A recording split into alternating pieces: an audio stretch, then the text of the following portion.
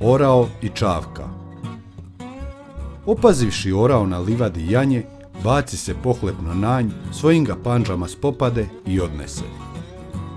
Čavka je to gledala, pa smatrajući da je isto tako jaka kao što je orao, baci se na ovna. No zaman se naprezala da ga odnese.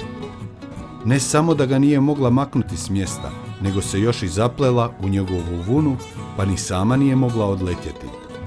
Opazio to pastir, uhvati Čavku, sveže joj krila i odnese joj svojoj djeci da se s njome igraju. Ej, poviču radosno dječaci, kako se zove ta ptica? Prije jedne ure, odgovori otac, mislila je da je orao, ali je naskoro opazila da je samo ništetna Čavka. Ne primaj se takvih dijela kojima ti snaga nije dospjela, jer ćeš dosta kvaran biti i još rugla doživjeti.